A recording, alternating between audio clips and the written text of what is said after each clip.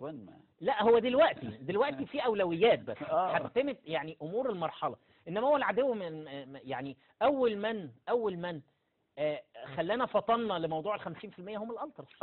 هم ليهم يعني الحقيقه الباشا كان جايب 50%. يغربوا ما عادش. والله انا عايز اقول لحضرتك ان دلوقتي الشؤون المعنويه في الجيش بتعمل دورات اللي هي الجلسات بتاعتهم، وبيتكلموا ان احنا مبدعين وبيحاولوا يلغوا فكره يا عم 50%. ده اخترعوا علاج للكفته، قصدي للايدز. كورتيزول. ايوه كورتيزول 500 وفي كورتيزول 1000. يعني لا ده في كمان ماده مش عارف ينفخوها بتسفلة الارض يعني.